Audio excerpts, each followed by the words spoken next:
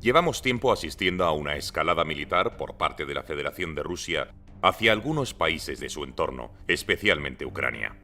Tras décadas de letargo después de la disolución de la Unión Soviética en 1991, el gigante dormido parece que por fin se ha despertado. ¿Es Putin el nuevo enemigo de Occidente? A finales de 1991 se produjo la disolución de la Unión Soviética en 15 repúblicas independientes. Años atrás había tenido lugar el hundimiento paulatino del bloque del Este con la caída del muro de Berlín como episodio más simbólico. Con el paso de los años, algunos países de la antigua órbita soviética fueron integrándose en la Unión Europea, en la OTAN o en ambas organizaciones internacionales, en contra de lo que se había prometido en un primer momento. Parecía que la Federación de Rusia iba a ejercer un papel secundario en el nuevo orden mundial, con Estados Unidos a la cabeza como única superpotencia. A su vez, la creciente hegemonía de China en su incesante expansión económica hacía presagiar el relevo de Rusia en la esfera internacional. No obstante, el fatídico atentado del 11 de septiembre de 2001 contra algunos de los mayores símbolos financieros y militares de Estados Unidos dejó en entredicho el papel de la superpotencia norteamericana a la hora de ejercer ese supuesto liderazgo sobre el resto del mundo. Los recientes conflictos ocurridos en Oriente Medio, Irak, Afganistán, como consecuencia de la lucha contra el terrorismo internacional, no han dado todos los frutos que se hubieran deseado. Por otro lado, tras la llegada al poder de Vladimir Putin en Rusia a finales de los años 90, un nuevo poder se ha ido gestando en las entrañas del gran país del Este. La pérdida inicial de influencia de Rusia tras el final de la Guerra Fría ha dado un giro radical en los últimos años. En los momentos previos a la disolución de la URSS, el joven Vladimir Putin se encontró en una de las mayores encrucijadas de su vida. En agosto de 1991 tuvo lugar un fallido golpe de Estado contra el gobierno aperturista de Mikhail Gorbachov por parte del núcleo duro del aparato comunista. La pérdida de hegemonía del gigante soviético en Europa del Este había soliviantado a los nostálgicos de la era Brezhnev, la cual se había destacado por su intervención sin cortapisas en los países satélite de la URSS. Por aquella época, Putin era el presidente del Comité de Relaciones Exteriores de la Alcaldía de San Petersburgo. Como miembro de la KGB, supuestamente estaba bajo las órdenes de Vladimir Kryuchkov, presidente de esta organización y uno de los principales miembros golpistas. Pero Putin supo jugar astutamente sus cartas al darse cuenta de que el golpe de Estado contra Mikhail Gorbachov no tenía futuro.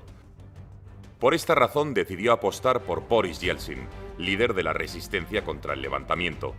El joven Putin fue desempeñando diferentes cargos hasta que en agosto de 1999 se convirtió en primer ministro de Rusia. Después de una etapa caracterizada por la elevada conflictividad social, el auge de las mafias, los oligarcas y la guerra civil de Chechenia, Rusia había entrado en una nueva era de la mano de Putin. Irónicamente, aunque no secundara aquel golpe de Estado de 1991, durante su largo mandato, la añoranza que siempre ha sentido Putin por el poder del antiguo régimen soviético es más que manifiesta, según sus propias declaraciones. Fue un error permitir a las repúblicas dejar la Unión Soviética.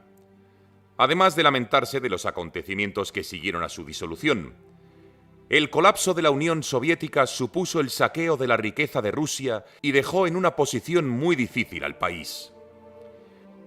En el año 2005 incluso llegó a proclamar que el colapso de la URSS fue la mayor catástrofe geopolítica del siglo XX. A su vez, las sucesivas ampliaciones de la OTAN hacia el este de Europa hicieron alertar al Kremlin. Los intereses de Putin pasaban por consolidar el poder de Rusia como nueva potencia emergente, pero a la vez heredera de la URSS. En los últimos años ha mostrado un gran interés en lo que concierne a los eventos relacionados con la Segunda Guerra Mundial, o como se la conoce popularmente en Rusia, la Gran Guerra Patriótica. En 2021 volvería a insistir sobre esta idea. Para mí, la disolución de la URSS, al igual que para la mayoría de los ciudadanos, fue una tragedia.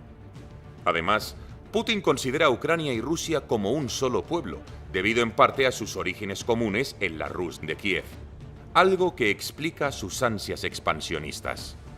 La primera acción armada de Putin fuera de las fronteras de Rusia la llevó a cabo al comienzo de su gobierno, cuando en el año 1999 interviene en Chechenia tratando de restablecer la administración prorrusa.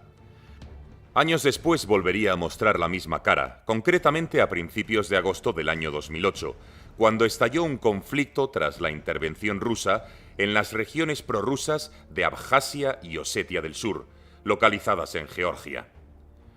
Estas zonas, aunque pertenecían de jure a Georgia, mostraban ciertos anhelos de independencia. La nación caucásica de Georgia había alcanzado su independencia en abril de 1991, antes de la disolución de la Unión Soviética. No obstante, poco tiempo después se vio envuelta en una sangrienta guerra civil que desembocó en la independencia de facto de las regiones de Abjasia y de Osetia del Sur, a pesar de no tener ningún reconocimiento por parte de la comunidad internacional. La guerra volvió a golpear este territorio cuando el ejército de la Federación de Rusia se enfrentó a las tropas georgianas en 2008. La principal motivación para la intervención rusa estaba relacionada con la posibilidad de incorporar a Georgia en la OTAN, a cuya expansión en el este de Europa siempre se había opuesto Putin de forma tajante. Para impedir este ingreso, Rusia reconoció la independencia de las regiones rebeldes de Abjasia y de Osetia del Sur, que sobre el papel seguían perteneciendo a Georgia. Tras la respuesta de la OTAN, a finales de agosto se acordó un alto el fuego, quedando desde entonces como un conflicto postsoviético congelado, similar a los casos de Nagorno-Karabaj o Transnistria. A finales de 2013 tuvo lugar en Ucrania el llamado Euromaidán o Revolución de la Dignidad, una serie de protestas de signo europeísta que ocasionaron la dimisión del presidente prorruso Viktor Yanukovych del Partido de las Regiones. El motivo del descontento popular fue la anterior renuncia de Yanukovych a los acuerdos suscritos con la Unión Europea tras la firme amenaza de Putin. Sin embargo, es de destacar que en aquel momento la nación ucraniana estaba virtualmente dividida entre los ciudadanos que apoyaban una asociación con Rusia, sobre todo en el sur y este, y los que preferían integrarse en la Unión Europea, en el oeste. Dentro de este complejo conflicto geopolítico, en marzo de 2014, Putin anexionó la península de Crimea y la ciudad autónoma de Sebastopol a Rusia, efectiva desde 2015, a través de un referéndum ilegal, hecho no reconocido por Estados Unidos ni por la ONU.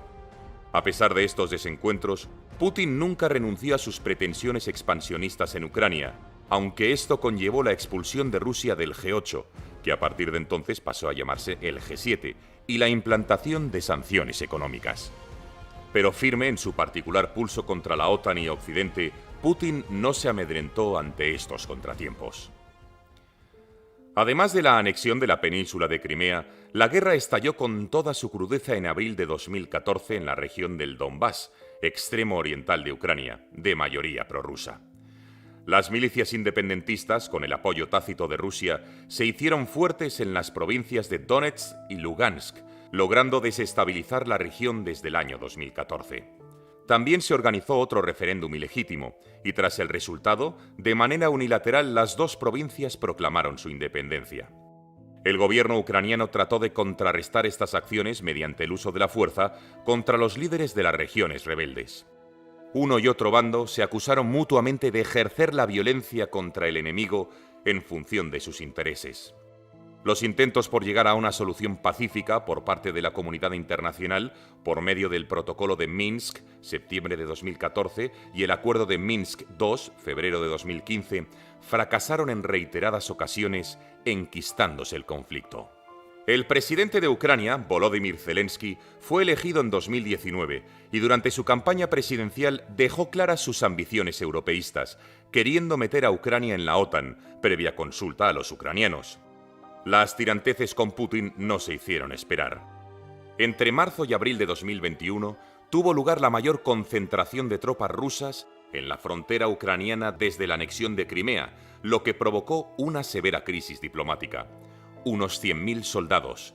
El conflicto fue escalando y el 21 de febrero de 2022, en una jugada estratégica, Putin reconoció la independencia de las autoproclamadas repúblicas populares de Donetsk y Lugansk, afines al gobierno de Moscú. El ataque ruso, supuestamente para pacificar la zona ucraniana prorrusa, era inminente.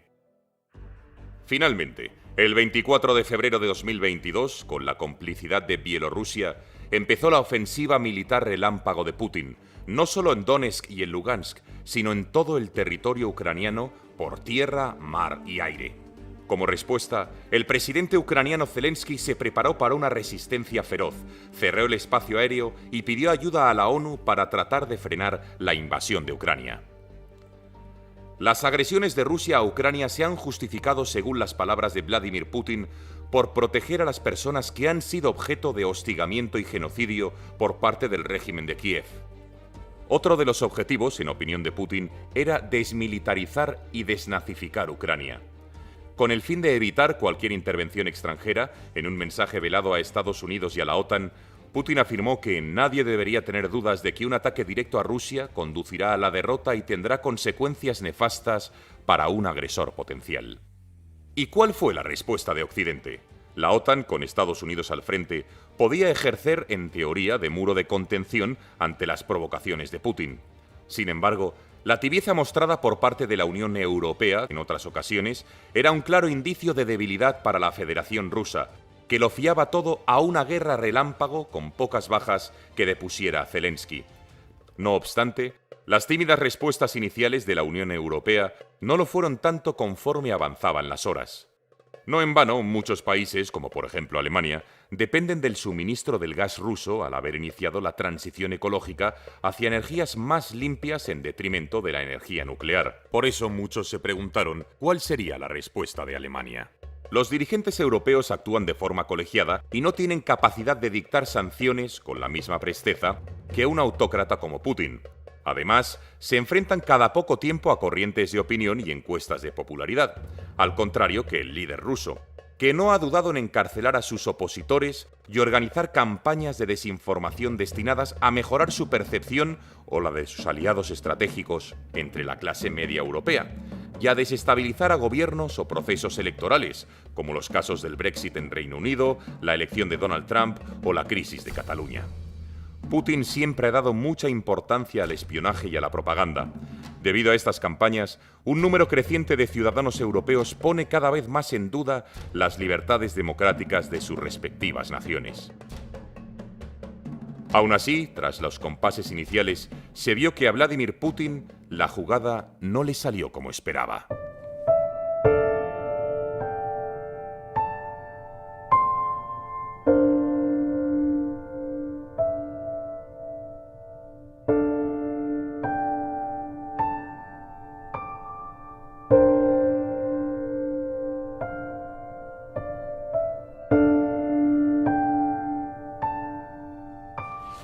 Academia Play lanza su tercer libro.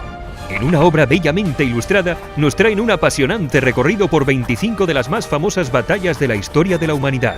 Desde la batalla de Kadesh, librada hace más de 3000 años entre los hititas y el Egipto de los faraones, hasta la batalla de Stalingrado, luchada por soviéticos y alemanes hasta la última bala en una ciudad a orillas del Volga en plena Segunda Guerra Mundial.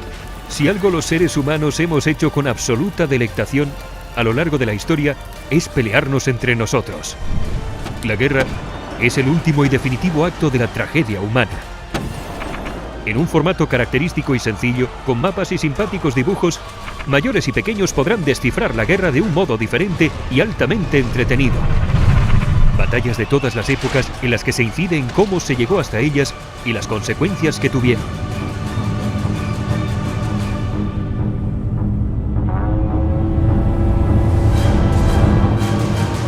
Academia Play es uno de los canales didácticos de YouTube más exitosos y con más seguidores. Sus suscriptores se cuentan por millones. El libro está escrito por Alberto Vidal Guerrero, Alberto Menéndez Ingra y Javier Rubio Doncé. Está editado por La Esfera de los Libros y el prólogo corre a cargo del exitoso divulgador Fernando Díaz Villanueva. Haz que tu experiencia de aprendizaje sea épica.